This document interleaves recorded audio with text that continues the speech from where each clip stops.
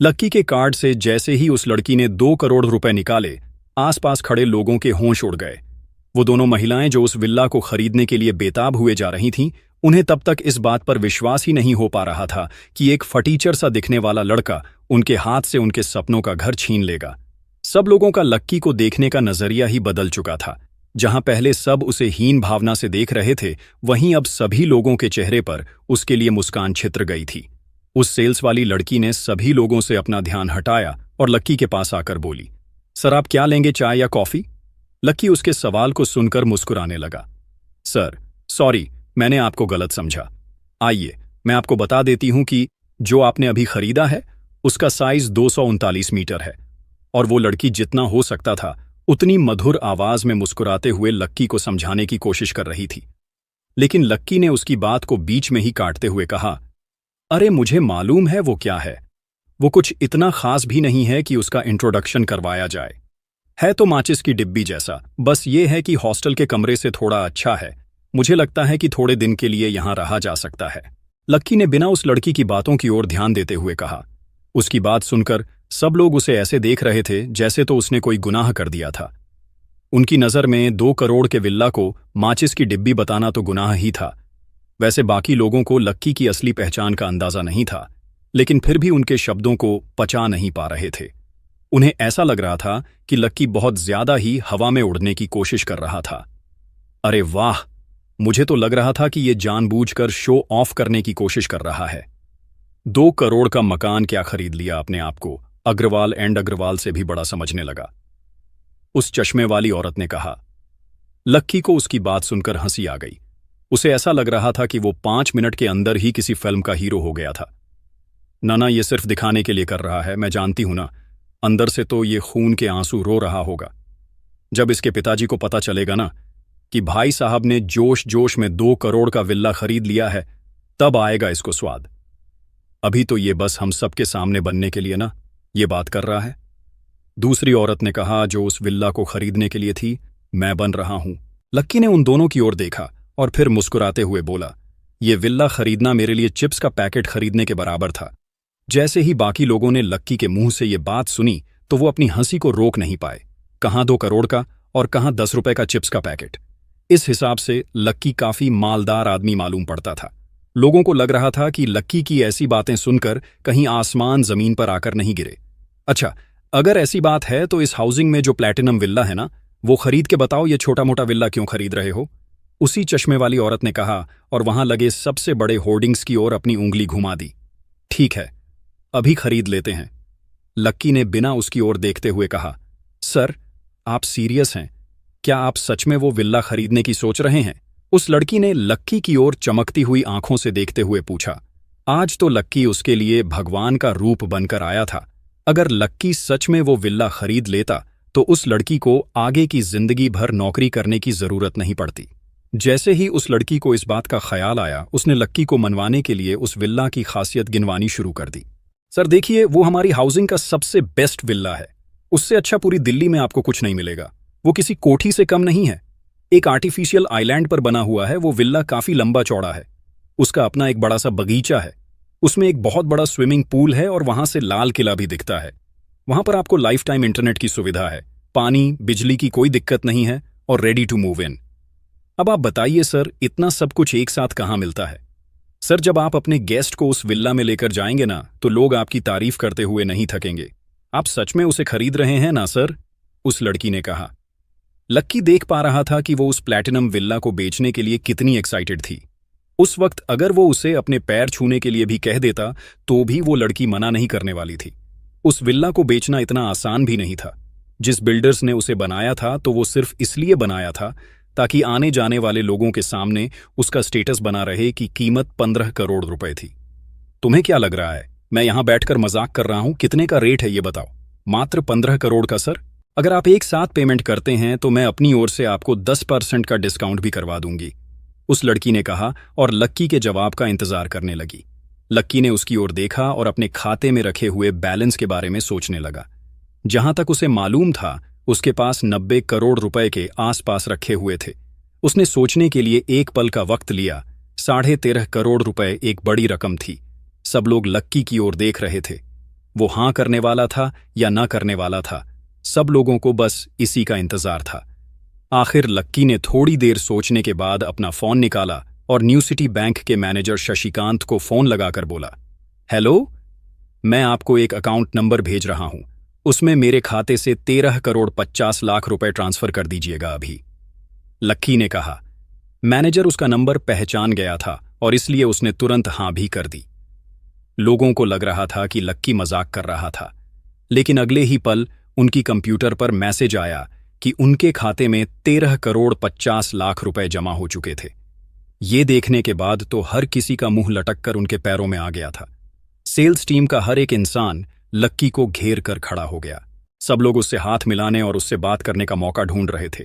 कुछ लड़कियां तो उसका नंबर तक मांगने के लिए उतारू हो गई थीं, लेकिन लक्की उन सब से बचते बचाते हुए वहां से बाहर निकल आ गया था। इधर लक्की के निकल जाने के बाद औरत को एहसास हुआ कि लक्की ने उसकी पसंद की विल्ला को भी खरीद लिया था। ये बात याद करते उसकी आंखों में गुस्सा और आंसू एक साथ आ गए थे। उस हाउसिंग में घर लेना एक बहुत बड़ी बात थी और इतनी मेहनत करने के बाद भी अगर वो वहां पर घर नहीं खरीद पाई तो उसके लिए ये काफी शर्मनाक था। उधर जब लक्की उस ऑफिस से बाहर निकला तब ठीक उसी वक्त एक महिला चश्मा लगाकर लिनन का शर्ट पहनकर उस ऑफिस में दाखिल हो गई। ये कोई और नहीं बल्कि कोयल की आंटी कश्मीरा आई थी। जैसे ही उसने देखा कि वो महिला रोए जा रही थी, कश्मीरा उसके पास गई और बोली, अरे सिस्टर, तुम रो क्यों रही हो? कश्मीरा ने उससे पूछा। वो औरत उसे सारी कहानी नहीं बता सकती थी और ना ही उसे ये कह सकती थी कि उसके पति किशोर एक छोटे से लड़के के सामने हार गए थे। इसलिए उसने कहा, नहीं नहीं, कुछ नहीं, वो तो बस मेरी आंख में थोड़ी सी धूल चली गई थी। वैसे दीदी, आप और जीजा जी यहां घर लेने की सोच रहे थे ना? ये तो बहुत ही अच्छी बात थी। वैसे भी यहां पर घर खरीदना काफी बड़ी बात है। दिल्ली के बड़े से बड़े लोग ना यहां प्रॉपर्टी लेने की सोच रहे हैं। कश्मीरा ने कहा, हाँ, हमने भी यहां पर एक विल्ला ले लिया है, उस लेडी ने कहा और फिर कश्मीरा से नजर बचाने के लिए इधर उधर झांकने लगी। इधर लक्की ने सोचा कि जब उसने घर खरीद ही लिया तो अब उसे अपने लिए एक गाड़ी भी ले लेनी चाहिए। इसलिए लक्की कार के लिए एक बड़े से शोरूम पर गया और वहां पर एक महंगी सी गाड़ी उसने पसंद कर ली। लेकिन फिर लक्की को लगा कि बनी बनाई गाड़ी खरीदने से तो वो वैसा ही दिखता जैसे बाकी अमीर दिखते थे। मुझे अपने लिए एक नई गाड़ी बनवानी है, लक्की ने वहां के मैनेजर से कहा। मैनेजर को ये बात सुनकर हंसी आ गई है, लेकिन लक्की ने जब उसे घूर कर देखा तो उसे लगा कि लक्की मजाक नहीं कर रहा था। सब पैसा जोड़ जाड़कर उसने बताया कि गाड़ी 1 करोड़ की पड़ने वाली थी। लक्की ने तुरंत उसके खाते में पैसे डाले और वहां से उठकर चला गया।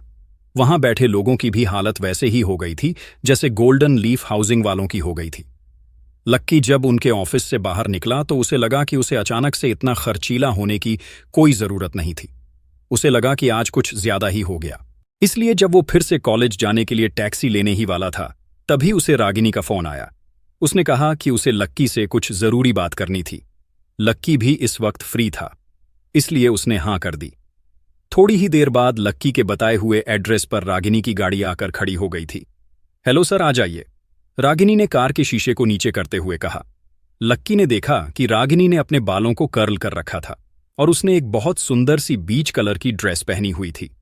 लक्की उस पर से फिर से अपनी नजर नहीं हटा पा रहा था और उसकी ओर मुस्कुराकर उसकी बगल वाली सीट पर बैठ गया। बताओ, क्या बात करनी थी? लक्की ने पूछा। जल्दी क्या है सर, अभी पता चल जाएगा। रागिनी ने लक्की की ओर देखा और मुस्कुराते हुए कहा। उसकी मुस्कान देखकर लक्की को लग रहा था कि वो उसे रिझाने की कोशिश कर रही थी। उसने गाड़ी चालू की और दिल्ली की चौड़ी सड़कों पर उसे दौड़ाने लगी। लक्की चाहकर भी रागिनी पर से अपनी नजर नहीं हटा पा रहा था। वो जितना उसे नहीं देखना चाह रहा था उतना उसका मन उसे देखने का कर रहा था। दिन भर धूप में घूमने के बाद लक्की को ऐसी वाली गाड़ी में बैठकर काफी सुकून मिल रहा था, लेकिन इस सुकून ने उसका साथ तभी तक दिया जब तक उसे फिर से रागिनी के सामने छींक नहीं आई। जैसे ही लक्की छींका उसने देखा कि उसकी हथेली पर फिर से खून आ गया था। उसकी नाक से फिर से खून बहने लगा। सर, आप ठीक तो है? Are you all right? Ragini ने पूछा और उसके कंधे पर हाथ रख दिया। रागिनी भी उसके प्रति आकर्षित थी जितना लक्की रागिनी के प्रति था। हाँ, मैं ठीक हूं, लक्की ने कहा और अपनी नाक दबाते हुए गर्दन को उसने ऊपर उठा लिया। सर, डैशबोर्ड में टिश्यू रखे हुए हैं, आप चाहो तो यूज कर सकते हैं। लक्की ने डैशबोर्ड खोला और उसमें टिश्यू निकालने के लिए हाथ डाला ही था कि उसका हाथ रागिनी के अंडर गारमेंट्स पर चला गया। उसने देखा कि उसने उन्हें वहीं रखा हुआ था और ये देखकर लक्की और ज्यादा बेचैन हो गया। सर, सो सॉरी, मुझसे ये गलती से, एक्चुअली मुझे ध्यान ही नहीं रहा, रागिनी ने उसकी ओर देखते हुए कहा, जबकि असल में ऐसा नहीं था। उसने जानबूझकर ये सब चीज वहां रखी थी। वो लक्की को रिझाना चाहती थी। कौन लड़की लक्की जैसे लड़के को छोड़ सकती थी? नहीं नहीं, कोई बात नहीं, सब ठीक है, लक्की ने कहा और डैशबोर्ड बंद कर दिया। इसके बाद ने फिर से डैशबोर्ड को खोला और उसमें से टिश्यू निकालकर लक्की को थमा दिया। टिश्यू देते वक्त उसने जानबूझकर लक्की की उंगलियों को छू लिया था। जिस तरह का उसका स्पर्श था, उससे लक्की और ज्यादा बेचैन हो गया था। उसके दिल की धड़कन बढ़ गई और साथ ही उसकी सांसें तेज हो गई थीं। लक्की को लग रहा था कि रागिनी की मंशा आज कुछ ठीक नहीं थी। क्या हुआ? तुम कुछ बताने वाली थी ना, क्या बात है? लक्की ने सीधा पॉइंट पर आते हुए कहा। रागिनी उसे जिस तरह से देख रही थी, उसे लक्की के मन में शक ही पैदा हो रहा था। रागिनी ने उसे देखा और बोली, सर, इतनी जल्दी में क्यों रहते हैं आप? आपको फिर से क्लास जाना है क्या? रागिनी का ये अंदाज लक्की को काफी अजीब लग रहा था। उसने खांसते हुए कहा, ऐसी कोई बात नहीं है, वो तो बस तुमने इतनी जल्दबाजी में मुझे फोन किया तो मुझे लगा कि कोई जरूरी काम होगा, लक्की ने कहा और जानबूझकर रागिनी से अपनी नजर बचाते हुए दूसरी ओर देखने लगा। उसे लग रहा था कि वो जितना ज्यादा उसकी ओर देखता, उतना उसके पिघलने का डर था। तभी रागिनी की उंगलियों और उसकी उंगलियों के करीब आई और धीरे धीरे उसकी हथेलियों से होकर उस टिश्यू पर जा पहुंची। उसके एहसास पर से लक्की के बदन में करंट दौड़ पड़ा था। रागिनी ने उसके हाथ से आहिस्ता से टिश्यू लिया और बोली, लाइए सर, मैं इसे फेंक देती हूं। हाँ हाँ, क्या अच्छा ठीक है, लक्की ने कहा और उसके हाथ से उस टिश्यू को छोड़ दिया। रागिनी ने टिश्यू को डस्टबिन में डाला और गाड़ी को एक कोने पर खड़ा कर दिया। फिर उसने लक्की की उंगलियों को देखा। उस पर थोड़ा सा खून लग गया था। रागिनी ने एक और टिश्यू निकाला और उसकी उंगलियों को पूछते हुए बोली, वैसे सर, एक बात कहूं, आप प्लीज बुरा मत मानना, but I feel dirt, I feel something for you. अगर आप चाहे तो मैं गाड़ी को इधर अंडरग्राउंड गैरेज में ले जा सकती हूं। वहां पर कोई आता जाता भी नहीं है, अंधेरा भी रहता है, तो हम जो चाहे वो कर सकते हैं। यू नो, रागिनी ने कहा और लक्की की यहां हथेली पर अपनी उंगलियां फिराना शुरू कर दी। लक्की बुरी तरह से सिहर उठा था। उसके तन बदन में झुरझुरी सी दौड़ गई थी। अब वो आखिर क्या करने वाला था? क्या वो राधिका को भूलकर रागिनी को हां कर देता, या फिर वो रागिनी को अपने से अलग कर देता? रागिनी की उंगलियां लक्की की हथेली पर फिरती जा रही थीं। उसके लंबे नाखूनों की हल्की सी चुभन की वजह से लक्की की हथेली के ऊपर थोड़े थोड़े निशान उभर आए थे।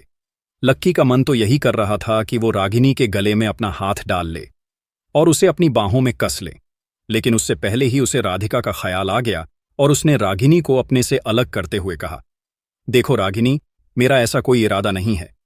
रागिनी ने जैसे ही लक्की का जवाब सुना, उसने अपने आप को उससे अलग कर लिया था।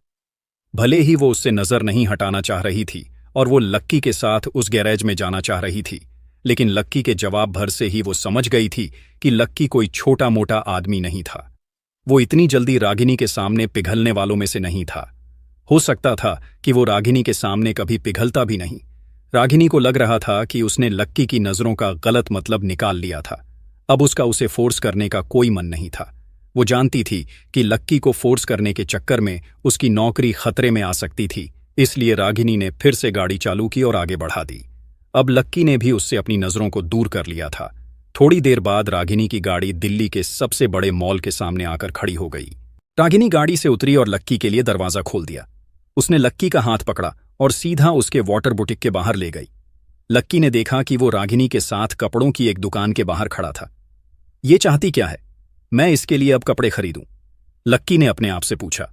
इसके बाद रागिनी उसे अपने साथ अंदर ले गई।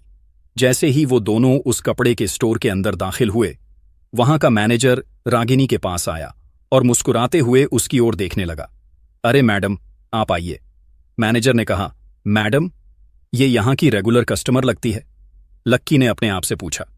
लक्की सर, मैं इस शॉप की इंचार्ज हूं, रागिनी ने लक्की को समझाते हुए कहा। वो उसके चेहरे पर उभरी असमंजस को भांप गई थी। फिर उसने मैनेजर की ओर देखा और बोली, गणेश, आज से लक्की सर हमारे स्टोर के मालिक हैं ये जो भी कहेंगे हमें वही फॉलो करना है। अच्छा ठीक है, गणेश ने लक्की की ओर देखकर कहा। उसे पहले लगा नहीं था कि ये लक्की है जो अग्रवाल एंड अग्रवाल का बड़ा बेटा है, लेकिन अगर वो रागिनी के साथ आया था और रागिनी खुद उसका इंट्रोडक्शन करवा रही थी तो उसे मानना ही था। ठीक है, समझ गया मैम, मैनेजर गणेश ने लक्की की ओर देखते हुए कहा। लेकिन रागिनी, मैं समझा क्या करना है मुझे, ये भी तो बताओ, रागिनी की ओर देखते हुए पूछा। अरे सर, ये ऑर्डर ऊपर से आया है, मैं ये बताने के लिए आपको यहां लेकर आई थी।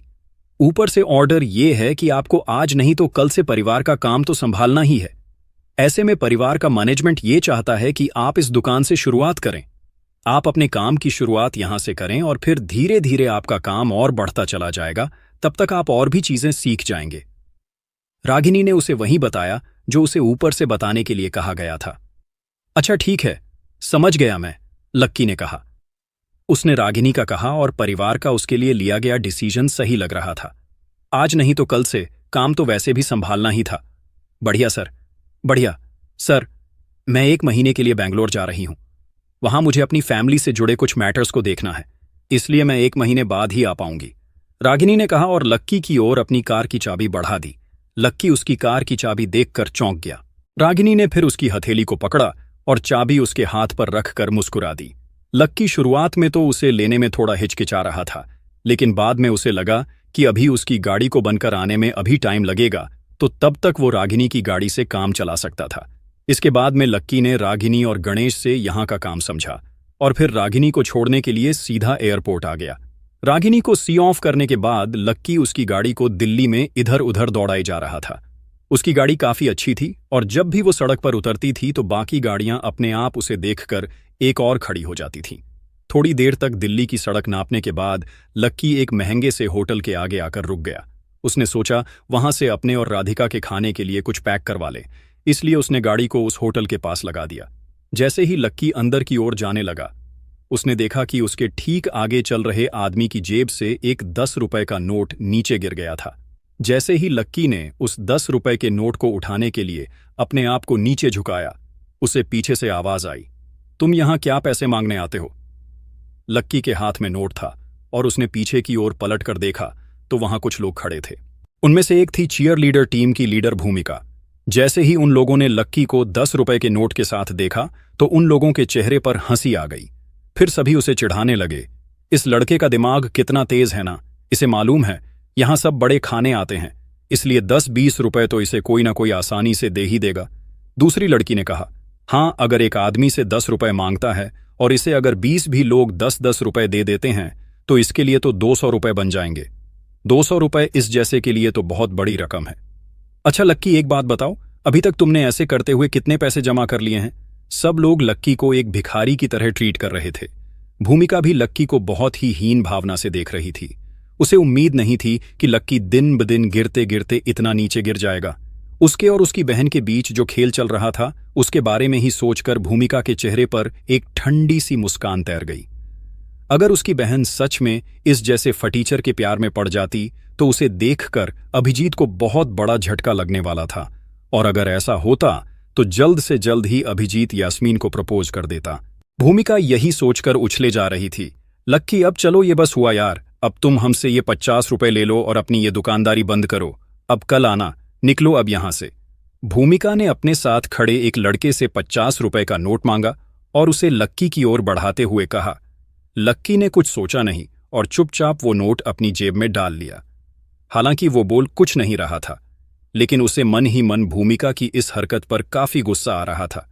तू मुझे 50 रुपए दिखा रही है, तुझे लग रहा है कि मैं यहां इसलिए खड़ा हूं क्योंकि मैं भीख मांग रहा हूं। लगता है तो उस दिन स्प्रिंकल पर अपने गाल पर पड़े थप्पड़ को भूल गई। लक्की ने अपने आप से मन ही मन कहा और भूमिका की ओर देखने लगा। अब इधर लक्की ने भूमिका के पैसे तो ले लिए थे, लेकिन पैसे लेने के बाद भी वो वहां से जा नहीं रहा था। क्या हुआ, अब जाने के लिए अलग से 50 रुपए लोगे क्या? चलो निकलो यहां से। भूमिका ने लक्की को सबके सामने फिर से झाड़ते हुए कहा। ऐसा नहीं था कि लक्की उसे कोई सबक सिखाना चाहता था या उससे कुछ कहना चाहता था। वो खुद भी यहां खड़ा नहीं रहना चाहता था, लेकिन उसकी गाड़ी यहां खड़ी थी। अब ऐसे में वो सबके सामने मर्सिडीज में कैसे जा सकता था? अगर वो लोग उसे मर्सिडीज में जाते हुए देख लेते तो लक्की सच में बहुत बड़ी मुसीबत में पड़ जाता। उसकी पहचान सबके सामने उजागर हो जाती और उसके लिए फिर लोगों को उसे जवाब देना पड़ जाता। लक्की अभी किसी के सामने अपने इस रूप में नहीं आना चाहता था। सुना नहीं क्या मैंने क्या कहा?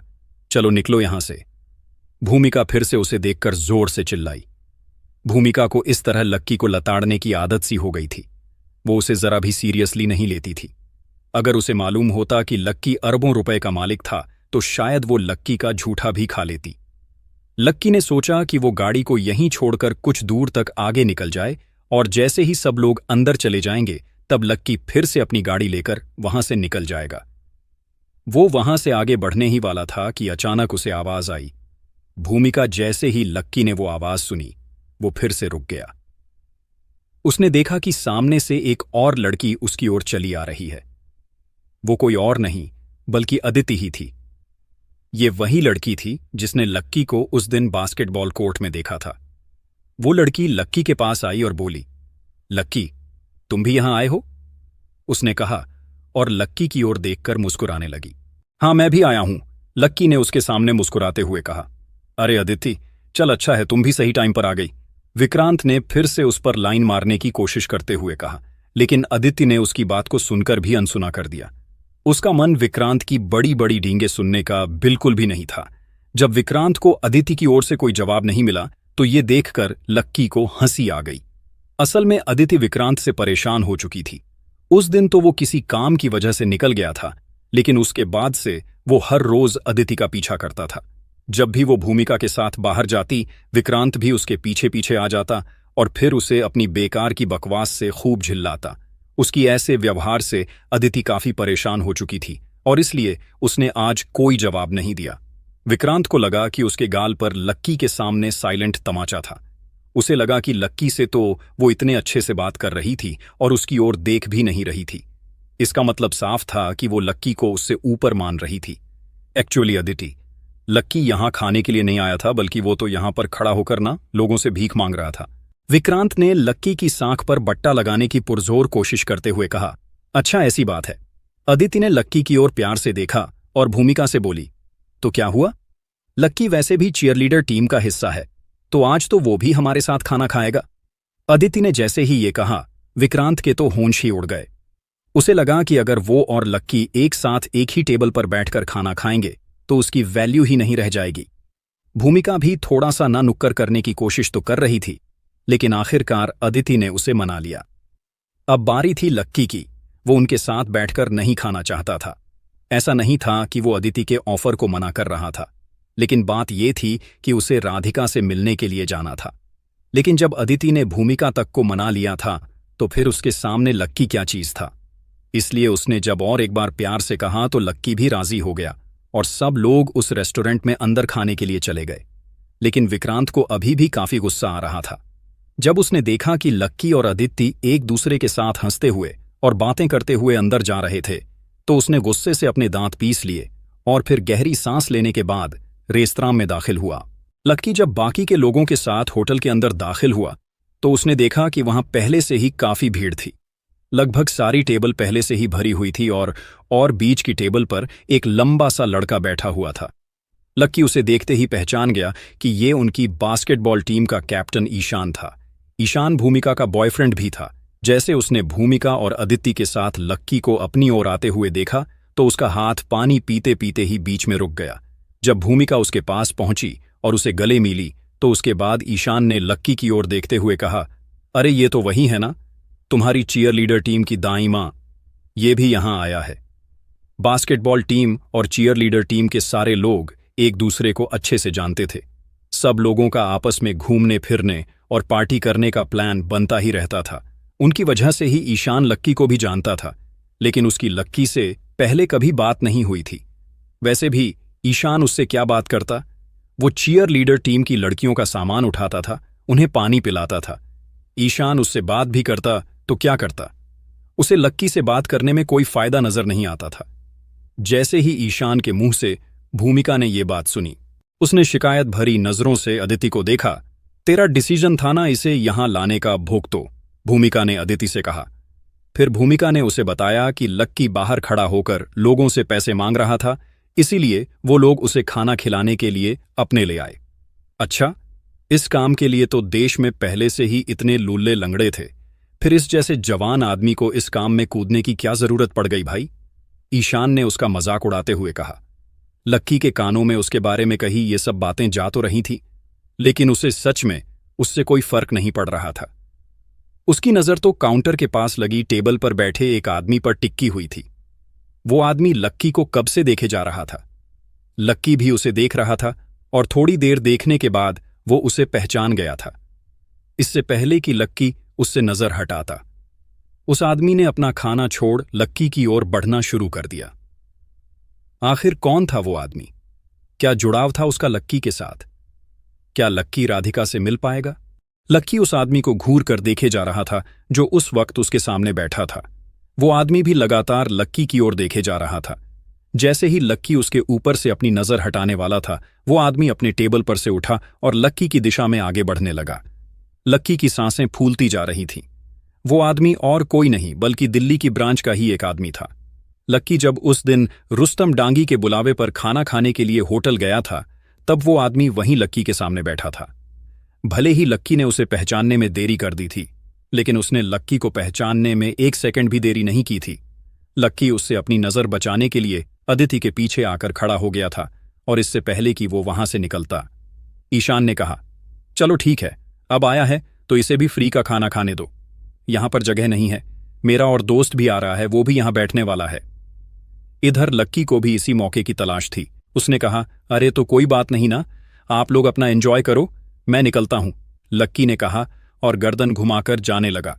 इतने में भूमिका ने उससे कहा, नहीं, अब आए हो तो खाना खाकर जाओगे, हम तुम्हारी तरह नहीं है, जाओ उधर दरवाजे के पास जाकर बैठ जाओ। लक्की ने भूमिका की बात सुनी और वो दरवाजे के पास चला गया और वहां अपना मुंह छिपाकर बैठ गया। वो आदमी अभी भी उसकी ओर ही बढ़ा जा रहा था। लक्की को लग रहा था कि उसका पर्दाफाश होने ही वाला था। जैसे ही वो आदमी उससे कुछ कदम की दूरी पर आया, लक्की दरवाजे से बाहर निकल गया और एक कोने में जाकर छिप गया जहां उसे कोई देख ना सके। वो आदमी भी उसके पीछे दरवाजे के बाहर आ गया था। सर आप यहां? उस आदमी ने कहा। हां, लेकिन आप इस वक्त यहां क्या कर रहे हैं? लक्की ने पूछा। सर, मैं तो अपनी फैमिली के साथ लंच पर आया था, लीव डाली हुई है सर। आज काफी दिनों बाद फैमिली आई थी तो सोचा आज इनके साथ थोड़ा टाइम स्पेंड किया जाए। उस आदमी ने कहा, अच्छी बात है, तो मैं भी अपने दोस्तों के साथ ही आया हूं तो आप? लक्की इससे पहले कि आगे की बात करता, वो आदमी लक्की का इशारा समझा और बोला, सॉरी सर सॉरी, वो एकदम से आपके ऊपर नजर पड़ी तो मुझसे रुका नहीं गया, बट मैं आपको डिस्टर्ब नहीं करूंगा सर। उस आदमी ने कहा। इतने में होटल का पार्किंग वाला लड़का लक्की के पास आया और बोला, सर आपकी गाड़ी की चाबी दे दीजिए, मैं पार्क कर देता हूं, यहां से गुम हो जाने का डर रहता है। उस लड़के ने कहा। लक्की ने जैसे ही उसे देखा उसने एक राहत की सांस ली। अच्छा हुआ वो बाहर आ गया था, वरना वो पार्किंग वाला लड़का चाबी मांगने के लिए अंदर ही आ जाता तो उसके लिए फिर काफी दिक्कत खड़ी हो जाती है। लक्की ने उसे चाबी दी और अपनी कंपनी के उस एम्प्लॉय को अंदर जाने का इशारा कर दिया।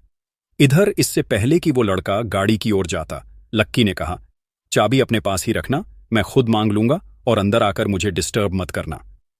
लक्की ने कहा और अंदर जाने लगा। जब लक्की अपने एम्प्लॉय से बचने के लिए बाहर आ गया था तो उसके पीछे अदिति को भूमिका की बात पर काफी गुस्सा आ गया था।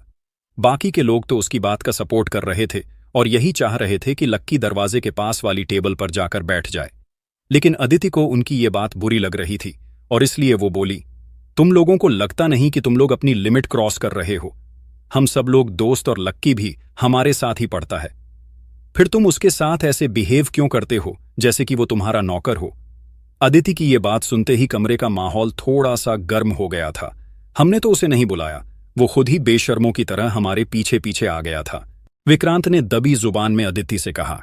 अदिति के सामने जोर से बोलने की उसकी हिम्मत नहीं थी, फिर भी अदिति ने उसकी बात सुन ली थी और वो उसे घूर कर देख रही थी।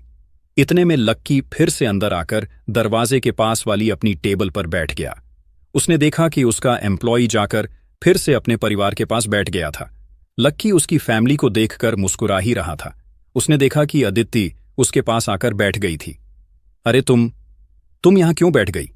बार बार गेट खुलेगा तो तुम्हें तकलीफ होगी, तुम्हारे खाने में कीटाणु गिर जाएंगे और तुम्हारा फिर पेट खराब हो जाएगा। विक्रांत ने अदिति के लिए अपनी चिंता जाहिर करते हुए कहा। लेकिन अदिति ने उसकी एक बात नहीं सुनी। वो लक्की के पास ही बैठी रह गई। अदिति, देख, बेकार में सीन क्रिएट मत कर, चल इधर और चुपचाप मेरे पास बैठ जा। भूमिका ने अदिति के पास आकर और उसका हाथ पकड़ उसे खींचते हुए कहा, लेकिन अदिति फिर भी वहां से उठने को राजी नहीं थी। अदिति को अपने लिए इतना करता देख लक्की का दिल भर आया था। कॉलेज में बहुत कम लोग थे जो बिना उसकी पहचान को जाने भी उसका सम्मान करते थे, और लक्की उनके लिए अपनी जान तक देने के लिए तैयार था। वो अदिति की ओर मुस्कुराते हुए देख रहा था। इतने में वेटर सबके लिए खाना और थाली लेकर वहां आ गया था। ठीक इसी वक्त जब वो सबको सर्व कर रहा था और एक बार रेस्टोरेंट का दरवाजा खुला। हेलो एवरीवन, एक लड़के के पीछे से आवाज सुनाई थी। लक्की ने देखा कि वो लड़का फॉर्मल्स पहनकर आया था और उसके जूते काफी चमक रहे थे। अरे श्रेयस, तुम आ गए? ईशान उसे देखते ही काफी खुश हो गया और खड़ा होकर उसे गले लगा लिया। फिर उसने बाकी सब लोगों से श्रेयस का इंट्रोडक्शन करवाते हुए कहा, गाइज, ये मेरा भाई है। श्रेयस हाई स्कूल के बाद ये अपनी आगे की पढ़ाई के लिए स्विट्जरलैंड चला गया था और पढ़ाई खत्म करने के बाद वापस इंडिया आ गया है। अब ये यहीं पर अपना कुछ काम शुरू करने वाला है। जब ईशान अपने भाई को सबसे इंट्रोड्यूस करवा रहा था तो श्रेयस की नजर जाकर अदिति पर ही टिक गई थी, जो लक्की के साथ दरवाजे के पास बैठी थी। भूमिका ने देखा कि श्रेयस को अदिति पसंद आ गई थी, इसलिए उसने उसके हाथ जोड़े, कान पकड़े और इशारे से उसे अपने पास बैठने के लिए बुला लिया। अदिति एक पल के लिए तो मानने के लिए राजी नहीं थी, लेकिन जब लक्की ने उसे मुस्कुराते हुए उधर जाने का इशारा किया तो वो उठकर भूमिका के पास चली गई। श्रेयस ने उसे देखा और देखता ही रह गया। बहुत दिन बाद उसे इंडिया में कोई इतनी सुंदर लड़की दिखी थी।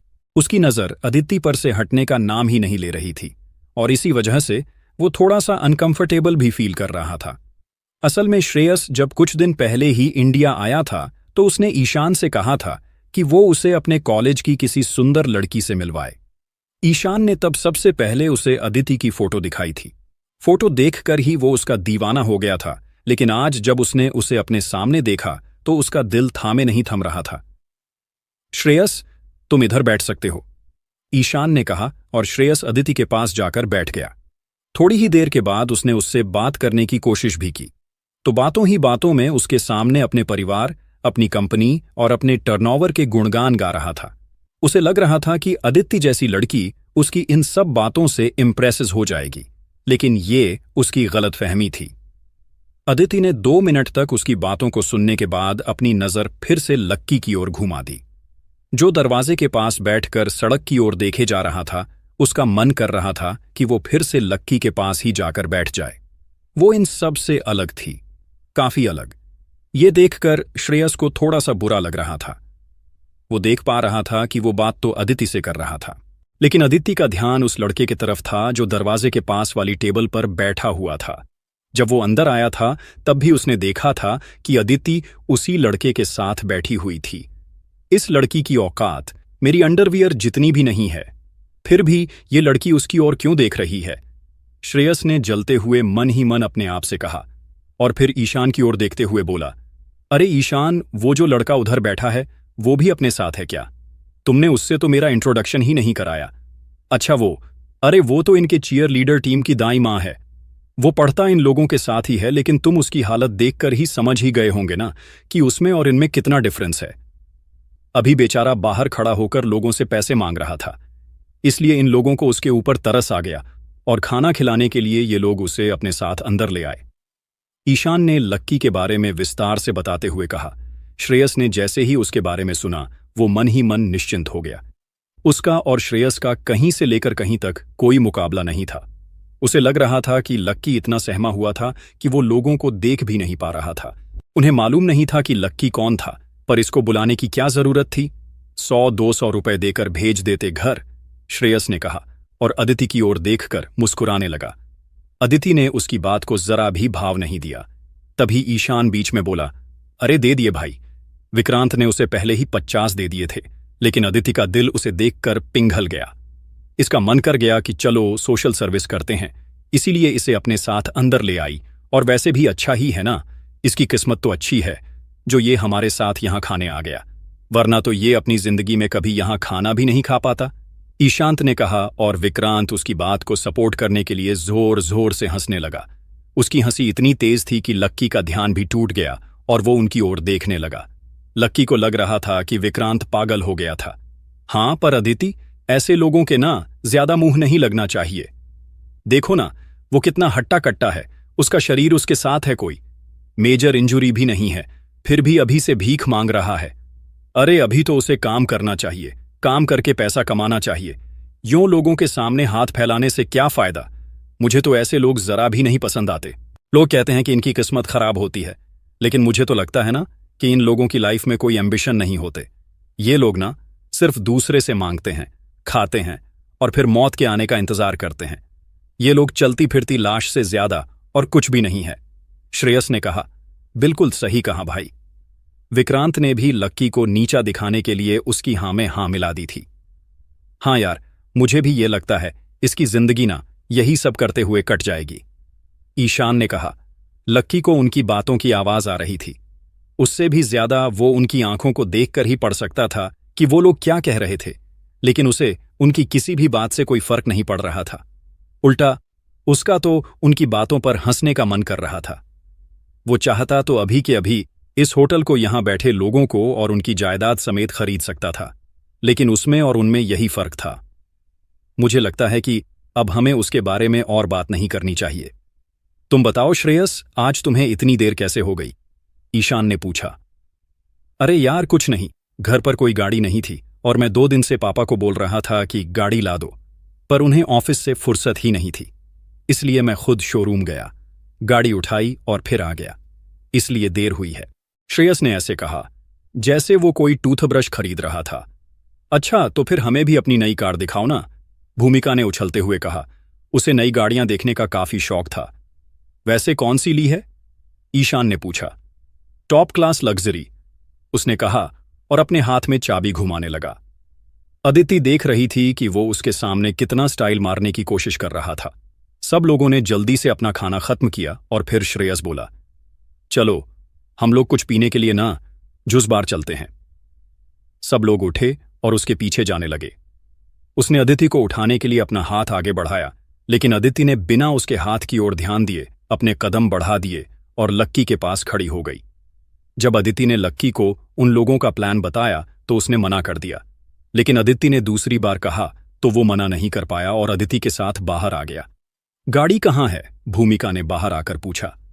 पार्किंग में, हम लेकर आते हैं, श्रेयस ने कहा और ईशान के कंधे पर हाथ रख उसे अंदर ले जाने लगा। वेले तुम्हारी गाड़ी पार्क करने नहीं आया था? लक्की ने जाते हुए उससे पूछा। श्रेयस ने पहली बार उसकी आवाज सुनी और उसके कानों में वो चुभ गई। ईशान ने बात संभालते हुए कहा, यह बहुत बड़ा होटल है, यहां पर न सिर्फ वीआईपी लोगों की गाड़ियों को पार्किंग अटेंडेंट की सुविधा मिलती है। दुनिया देखी नहीं और ज्ञान देने चले आए, ईशान ने कहा और श्रेयस को अपने साथ नीचे ले जाने लगा। लक्की को उसका जवाब सुनकर हंसी आ रही थी। ऐसा नहीं था कि लक्की को यह बात मालूम नहीं थी, लेकिन वो सिर्फ उन दोनों के मजे लेना चाह रहा था। भूमिका और विक्रांत पार्किंग की मुहाने पर उन दोनों के आने का इंतजार कर रहे थे, तो वहीं अदिति और लक्की उन दोनों के पीछे खड़े थे। जब काफी देर तक वो दोनों गाड़ी लेकर बाहर नहीं आए तो भूमिका ने ईशान को फोन किया और बोली, कहाँ रह गए जान? आ रहे हैं। इस गधे श्रेयस की वजह से ना एक बहुत बड़ी प्रॉब्लम हो गई है, ईशान ने कहा और फोन काट दिया। आखिर क्या गड़बड़ हो गई थी? क्या उन दोनों ने लक्की को उनकी फजीहत कराने का कोई मौका दे दिया था? ईशान और श्रेयस पार्किंग में उनकी नई गाड़ी लेने के लिए नीचे चले गए थे। इधर भूमिका और विक्रांत काफी देर से उनकी गाड़ी लाने का इंतजार कर रहे थे, लेकिन वो बहुत देर से नहीं आए थे। ऐसे में भूमिका ने ईशान को फोन लगाया तो ईशान ने फोन उठाते हुए कहा कि वहां कोई गड़बड़ हो गई थी। क्या हो गया? भूमिका ने घबराते हुए कहा, अरे यार, ये श्रेयस ना एक नंबर का गधा है। इसने यहां पर खड़ी एक दूसरी लग्जरी कार को अपनी गाड़ी से ठोक दिया है, ईशान ने गुस्से से कहा। भूमिका ने जैसे ही ईशान के मुंह से ये बात सुनी, वो भागकर नीचे बेसमेंट में चली गई और उसके पीछे पीछे विक्रांत भी भागते हुए वहां आ गया। अब इन्हें क्या हो गया? लक्की ने पूछा और फिर अदिति के साथ वो भी नीचे चला गया। जैसे ही सब लोग नीचे पहुंचे, उसने देखा कि वहां एक खड़ी लग्जरी कार को श्रेयस ने अपनी कार से ठोक दिया था। लक्की जो इनमें सब में सबसे पीछे खड़ा था। जब उसने देखा कि श्रेयस ने और किसी की नहीं बल्कि उसी की गाड़ी में ले जाकर अपनी गाड़ी ठोक दी थी, तो उससे बहुत गुस्सा आ रहा था। वो सोच रहा था कि श्रेयस एक नंबर का गद्दा है। जब वो लोग टेबल पर बैठकर खाना खा रहे थे, तब ये बेवकूफ अपनी ड्राइविंग स्किल के बारे में बहुत डींगे हाँक रहा था, और अब यहां खड़ी गाड़ी में ही इसने गाड़ी ठोक दी थी। यार, ये कार तो कम से कम 1 करोड़ रुपए की होगी। इसमें इस तरह से डेंट आ जाना तो कोई अच्छी बात नहीं है। इसका डैमेजिंग करवाने के लिए हमें कम से कम 5-6 लाख रुपए देने पड़ेंगे। ईशान ने श्रेयस की ओर देखते हुए कहा, अरे यार, मैं तो ठीक ही चला रहा था। पता नहीं मुझसे क्या हो गया, और मुझे अगर मालूम होता कि मेरे साथ कुछ ऐसा हो जाएगा तो मैं गाड़ी लेकर ही नहीं आता यार। श्रेयस ने घबराते हुए कहा, तुम क्या कहना चाह रहे हो? ये सारा पैसा मैं भरूं? दिमाग खराब है तुम्हारा? इतना पैसा है किसके पास? ईशान ने कहा। अरे तो हम और किसे बोले भाई? अगर हमने ठीक से ध्यान दिया होता और प्रॉपर गाड़ी चलाई होती तो शायद हमारे साथ ये कभी नहीं होता, श्रेयस ने कहा। उन दोनों की आपस की इस बेकार बहस ने पहले से ही परेशान खड़े श्रेयस को और भी ज्यादा परेशान कर दिया था। अब उसे इतना ज्यादा गुस्सा आ रहा था कि वो अपने ही भाई का मुंह धागे से सील देना चाहता था। क्या बात है भाई, तुमने तो काफी बड़ा डेंट लगा दिया है। मैंने ये मॉडल देखा है। ये तो गाड़ी ही जर्मन मेड है। इसकी कीमत कम से कम 1 करोड़ रुपए के आसपास होगी, और इसमें जो डेंट है ना, उसके कम से कम 6-7 लाख रुपए लगेंगे। अचानक ही वहां पर एक गाड़ी आकर रुकी और उसमें बैठे एक लड़के ने श्रेयस और ईशान को देखते हुए कहा। असल में वो उन दोनों भाइयों का मजाक उड़ा रहा था। 6 लाख श्रेयस ने अपने मन ही मन सोचा, और इतनी बड़ी रकम सुनते ही उसका दिल बैठ गया। उसे लग रहा था कि उसके दिल में से खून निकलकर उसके दिमाग में जाना बंद हो गया था। उसका पूरा शरीर सुन्न पड़ गया था और उसके कानों में सीटियां बजने लगी थीं। जब काफी देर तक उसे खड़ा नहीं रह गया तो वो जमीन पर एक खंभे के सहारे बैठ गया। वो इतना भी अमीर नहीं था कि जेब झाड़ते ही 6 लाख रुपए निकाल दे। हाँ, उसके पिता के पास पैसा तो था, लेकिन श्रेयस खुद कुछ नहीं करता था, इसलिए वो अपने पिता से इतनी बड़ी रकम नहीं मांग सकता। उसके पिता के लिए भी 6 लाख रुपए कोई छोटी मोटी रकम नहीं थी। अगर उसके बाप को इस बारे में हवा भी लग जाती तो श्रेयस की बहुत बुरी तरह से पिटाई कर देता। जब बाकी लोगों ने देखा कि वो अपना सिर पकड़कर नीचे बैठ गया है, दोनों ने भी उससे सब कुछ कहना बंद कर दिया। वो समझ गए थे कि श्रेयस सकते में आ गया है। इधर श्रेयस भी अपने दोस्तों और खासकर अदिति के सामने कमजोर नहीं दिखना चाह रहा था। उसने तय किया कि वो उन सब के सामने अपनी इमेज डाउन नहीं होने देगा, फिर चाहे उसे घर जाकर अपने पिता से मार ही क्यों ना खानी पड़े। तुम यहां से चुपचाप निकल क्यों नहीं जाते? वैसे भी किसी ने देखा तो नहीं है, और जिस बंदे के पास इतनी महंगी गाड़ी होगी, वैसे छोटे मोटे 5-6 लाख रुपए के डेंट की क्यों ही परवाह करेगा? लक्की ने बीच में ही आते हुए बोला। जब उसने श्रेयस की 12 बजी हुई शक्ल देखी तो वो अपनी हंसी को रोक नहीं पाया। वो यही सोच सोचकर हंसे जा रहा था कि वक्त कितनी जल्दी पलट जाता है। अभी वो आदमी ऊपर उसके सामने क्या बन रहा था, और नीचे आते ही वो क्या हो गया था। उसकी शक्ल को देखकर लक्की को ऐसा लग रहा था जैसे उसका कोई मर गया हो। तुम्हारे दिमाग में क्या भूसा पड़ा है? तुम्हें दिख नहीं रहा कि यहां चारों तरफ सीसीटीवी कैमरे लगे हुए हैं? अगर मैं यहां से भाग गया और बाद में सामने वाले इंसान को पता चला कि मैंने उसकी गाड़ी ठोकी है तो मेरी कितनी बदनामी हो जाएगी? तुम्हें इस बात का अंदाजा भी है? श्रेयस ने अपनी भड़ास लक्की के ऊपर निकालते हुए कहा। वो जितनी ऊंची आवाज में चिल्ला रहा था, लक्की को भी सुनने में उतना ही मजा आ रहा था। हाँ, इस तरह से भाग कर जाना अच्छा नहीं होगा। बेवकूफों जैसी बात मत करो लक्की। भूमिका ने भी उसे बीच में फटकारते हुए कहा। मैंने भी नहीं सोचा था कि जितने गंदे तुम्हारे ये कपड़े हैं, उतने ही गंदे तुम्हारे थॉट्स भी होंगे। अगर हमारी जगह पर तुम होते तो क्या तुम ऐसे भाग जाते? हो सकता है कि तुम तो भाग भी जाते। तुम्हें शर्म आनी चाहिए। कॉलेज में तुमने यही पढ़ा और यही सीखा है। तुमने तो अपनी इतनी सालों की पढ़ाई को बर्बाद कर दिया। विक्रांत ने भी बहती हुई गंगा में हाथ धोते हुए कहा। इधर से श्रेयस फिर से गुस्से से भर गया था और उसने फिर से लक्की के ऊपर चढ़ते हुए कहा, और मुझे क्या तुमने अपने जैसा समझाया है? क्या तुम्हें लगता है कि मेरे लिए 6 लाख रुपए कोई बड़ी रकम है? अरे ये तो मेरी 2 महीने की पॉकेट मनी है, समझे? जितने तुम 2 महीने में कमाते हो ना, उतना तो मैं एक दिन में धुआं कर देता हूं, उसने कहा और अदिति की ओर देखने लगा। लेकिन लक्की को उसकी बात पर विश्वास नहीं हो रहा था। वो शर्त लगाकर ये बात कह सकता था कि जितनी वो बता रहा था उसकी आधी भी उसकी पॉकेट मनी नहीं थी। अगर ऐसा होता तो वो ऐसे खंबे के सहारे अपना सिर पकड़कर नहीं बैठा होता। ये बात सही भी थी कि पॉकेट मनी सिर्फ 30,000 रुपये महीना की थी, और अगर वो स्पीड से चुकाने के लिए चाहता तो को कम से कम 2 साल लग जाते। फिर भी वो उस डेंट को भर पाने जितने पैसे इकट्ठे नहीं कर पाता। लेकिन बाकी लोग, जिन्होंने अपनी आंखें बंद कर रखी थीं और जिन्हें पैसों के आगे कुछ नहीं दिखाई दे रहा था, वो भी श्रेयस की अमीरी के गुण गा रहे थे। जीतने वो गुण गा रहे थे, उतनी ही लक्की को हंसी आ रही थी, पर वो बड़ी मुश्किल से अपने होठों को दबाए खड़ा था। चलो चलते हैं, इन्हें जो करना होगा वो ये कर लेंगे, अदिति ने कहा। वो ये सब बकवास और नहीं सुन सकती थी। जब से वो रेस्टोरेंट में घुसी भी नहीं थी, तब से ये लोग लक्की को परेशान कर रहे थे। इनकी हर बात घूम फिर कर उसी दिशा में आ जाती थी, और अभी भी जब गलती किसी और की नहीं थी, इनकी थी, तब भी ये लोग अपनी भड़ास लक्की के ऊपर ही निकाल रहे थे। अदिति ने लक्की का हाथ पकड़ा और दोनों पार्किंग की बाहर आने लगे। उन्हें बाकी लोगों से कोई मतलब नहीं था, और ना ही वो उनके मुंह लगना चाहते थे। अरे अदिति, क्या हुआ, तुम हमारे साथ जूस बार पर नहीं चलना चाहती हो क्या? भूमिका ने कहा, और अदिति को बीच में ही रोकते हुए कहा, हाँ लक्की तो बस से आ जाएगा, पर तुम रुक जाओ। तुम तो हमारे साथ चलना ना, और लक्की तुम हमारे पीछे पीछे ही अपनी बस लगा देना और फिर हमें कार में बैठा देखते रहना। विक्रांत और भूमिका ने अदिति को बहुत मनाने की कोशिश की। वो सिर्फ और सिर्फ अदिति को अपने साथ ले जाना चाहते थे, लेकिन उसको लक्की के साथ देखकर उनके कलेजे पर जैसे सांप लौट रहा था। नहीं यार, तुम लोग जाओ, मेरा मन नहीं है।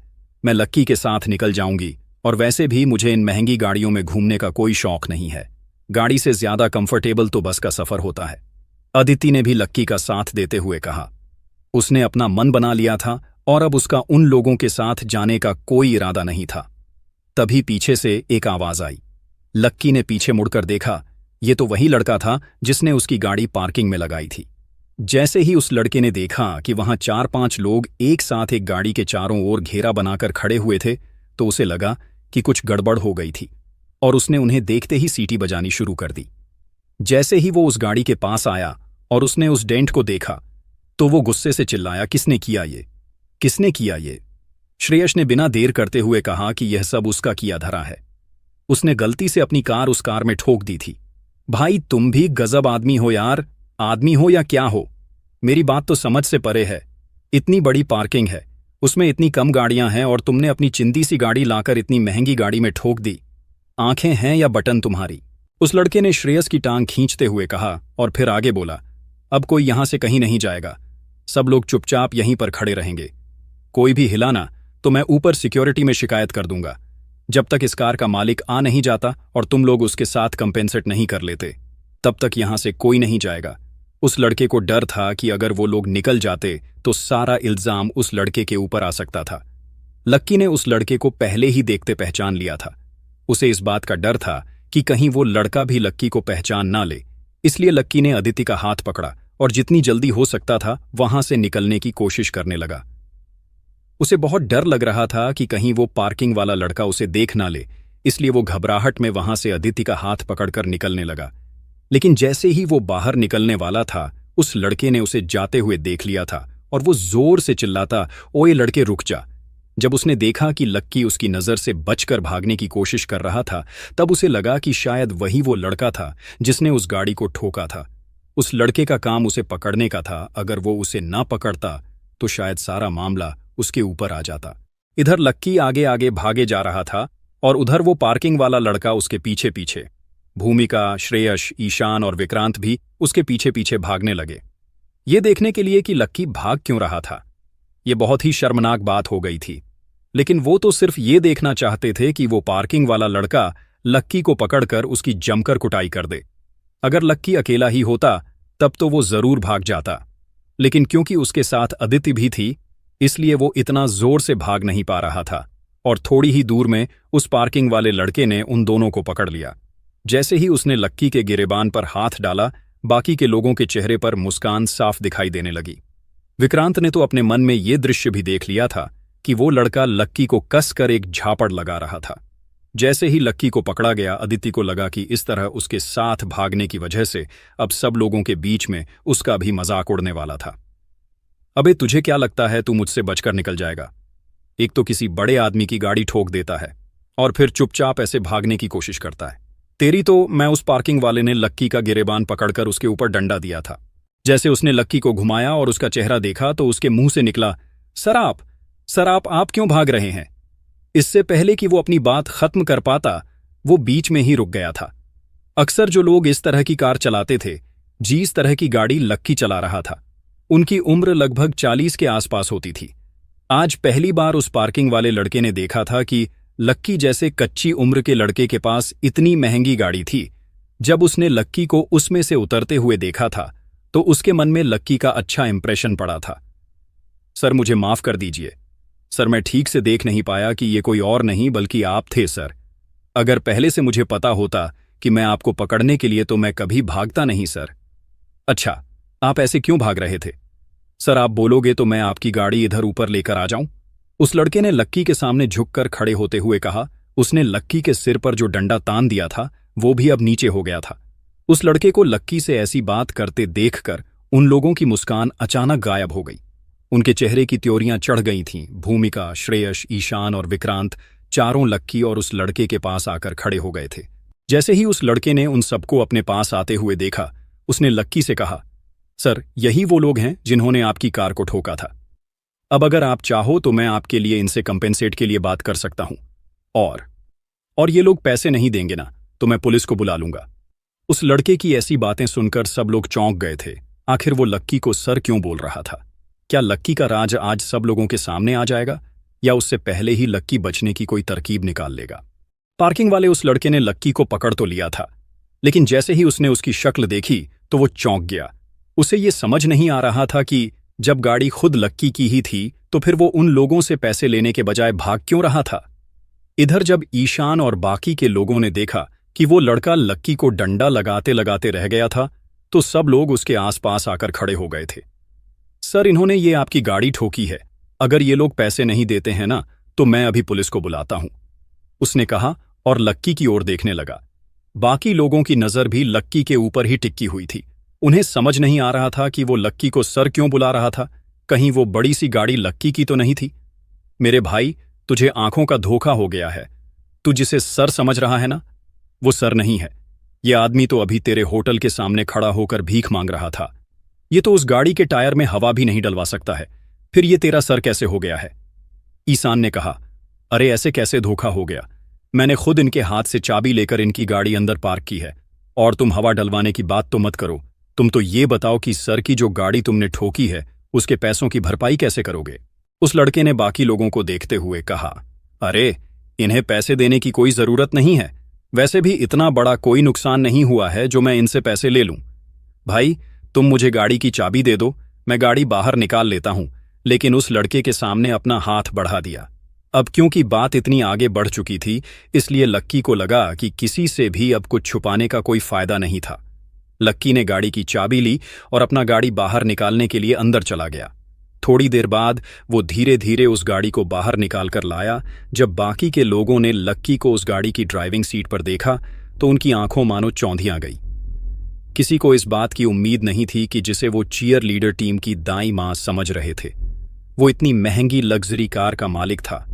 बाकी सबके दिल की तो सिर्फ धड़कन ही बढ़ी थी, लेकिन भूमिका को तो लग रहा था कि उसके दिल ने धड़कना ही बंद कर दिया था।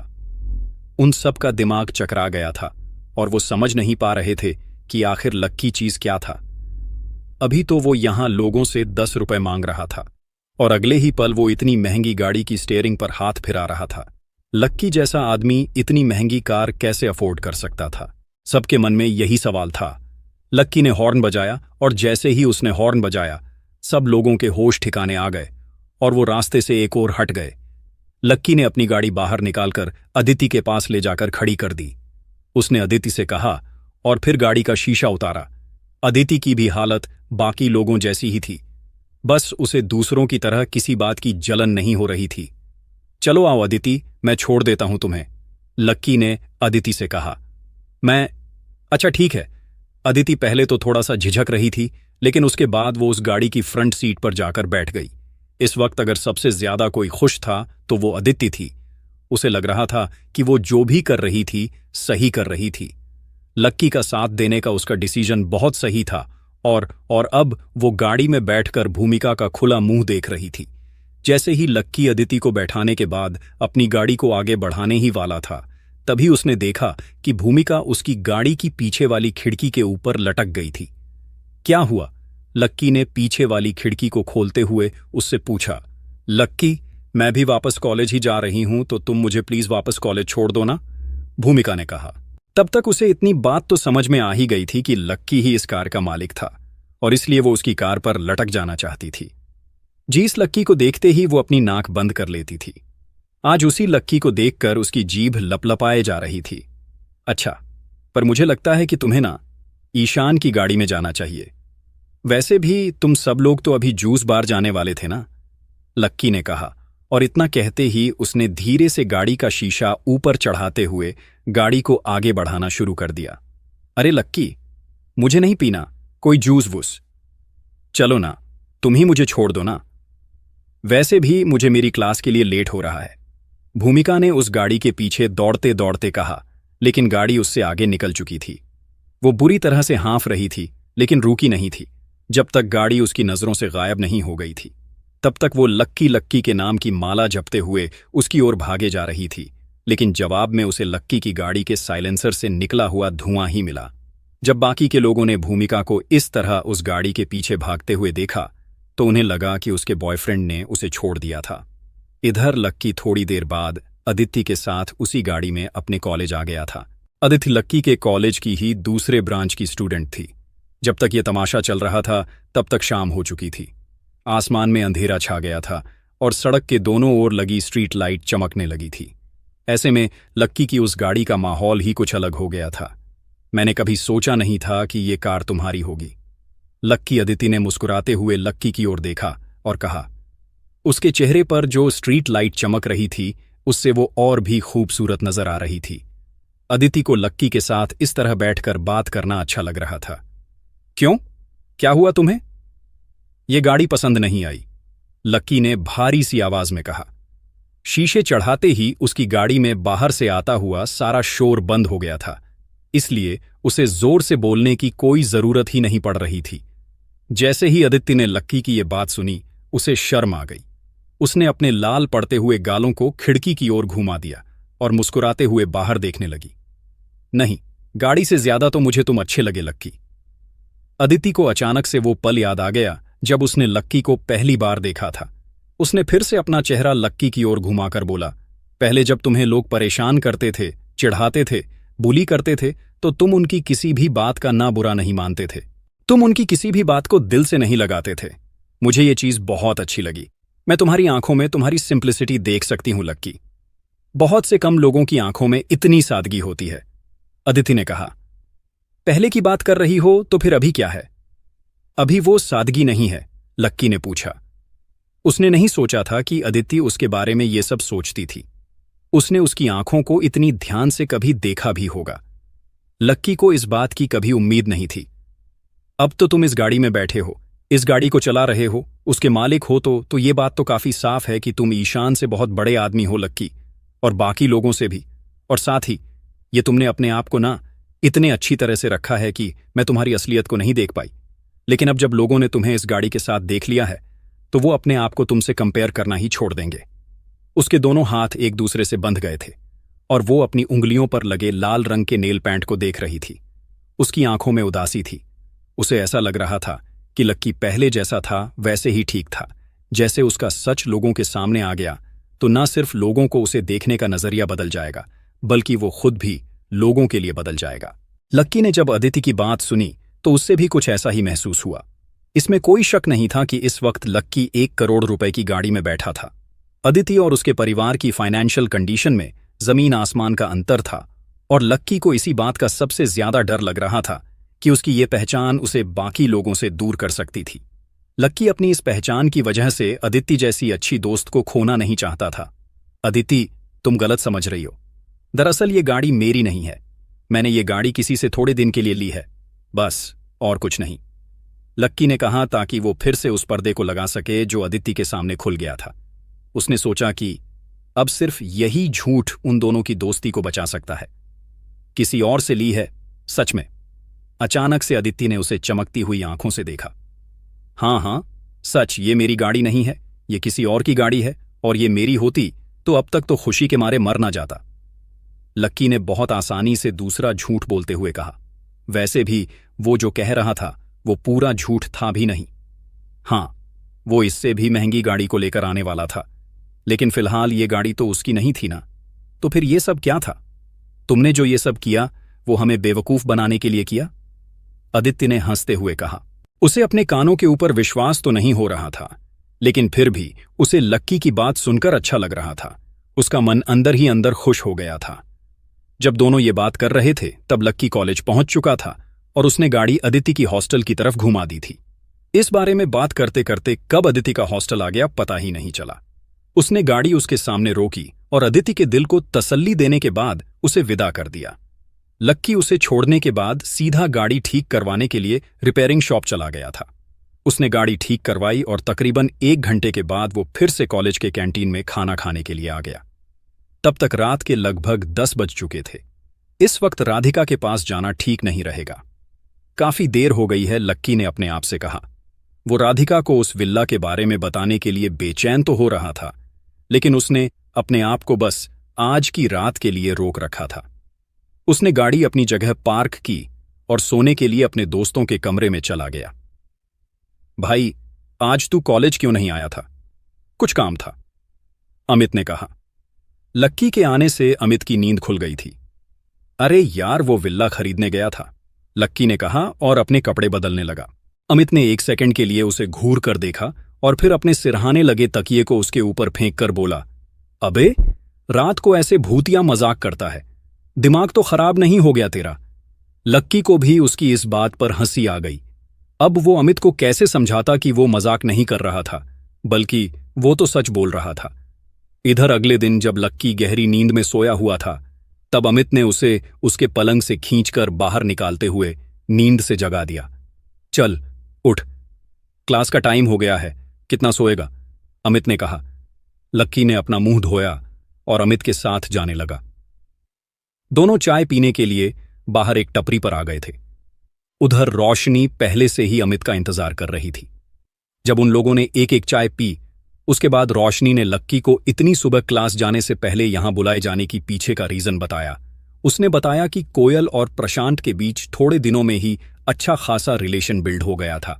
रोशनी को ऐसा लग रहा था कि प्रशांत कोयल में ज्यादा इंटरेस्टेड नहीं था, इसलिए वो चाह रही थी कि लक्की आकर या तो कोयल को अलग से समझाएं या फिर कोयल और प्रशांत दोनों को समझाएं। ये क्या बात कर रही हो? मुझे लगता है इस काम के लिए तुम्हें किसी और को ढूंढना चाहिए, मुझे नहीं, लक्की ने कहा। उसे याद था कि पहले भी कोयल उससे किस तरह से बात करती आ रही थी, इसलिए वो उसके मैटर में पड़ना ही नहीं चाह रहा था। देखो लक्की, कोयल का ना सिर्फ मुंह ज्यादा चलता है, वैसे वो लड़की अच्छी है। वैसे वो लड़की है नहीं जैसी वो दिखती है या दिखने की कोशिश करती है। लास्ट सेमेस्टर में जब कोयल को एक छोटे से गांव के बच्चों को पढ़ाने की रिस्पॉन्सिबिलिटी दी गई थी ना, तो उस गांव में ही रहकर वहां के बच्चों को 6 महीने के लिए पढ़ाकर आई थी, रोशनी ने कहा। यह सुनकर लक्की को थोड़ा सा झटका लगा। उसने सोचा नहीं था कि कोयल ऐसा भी कुछ कर सकती थी। वो सोच भी नहीं सकता था कि कोयल जैसी लड़की किसी छोटे से गांव में 1 दिन के लिए भी रह सकती है। अरे देखो, जब तुम आखिरी बार कोयल से मिले थे तो उसके लिए खाना भी लेकर आए थे, इसलिए इससे साफ पता चलता है कि तुम्हें कोयल की कितनी चिंता है। इसलिए मुझे नहीं लगता कि तुम कोयल को उस प्रशांत के साथ देखना पसंद करोगे, बराबर? रोशनी ने कहा और उम्मीद भरी नजरों से लक्की की ओर देखने लगी। वो जानती ही नहीं थी कि लक्की आखिरी बार खाना उसके लिए नहीं बल्कि अपनी दोस्तों के लिए लेकर आया था। अब हालांकि लक्की कोयल को कोई खास पसंद नहीं करता था और जितना हो सके उससे दूरी बनाकर रखने की कोशिश करता था, लेकिन फिर भी वह नहीं चाहता था कि कोयल जैसी लड़की को प्रशांत जैसे उस डींगेबाज के पीछे जाना पड़े। उसे मालूम था कि प्रशांत उसके नाम का फर्जी क्रेडिट खा रहा था। प्रशांत भी जानता था कि वो काम उससे नहीं कराया था, फिर भी वो कोयल को फंसाने के लिए उसे यही सब कह रहा था। उसकी नीयत में खोट था, जो कि कोयल के लिए अच्छी बात नहीं थी। अब देखना होगा कि क्या लक्की कोयल को प्रशांत से दूर कर पाएगा और उसके लिए रास्ता कौन सा बनाएगा। क्या होगा जब लक्की और कोयल फिर से आमने सामने आएंगे?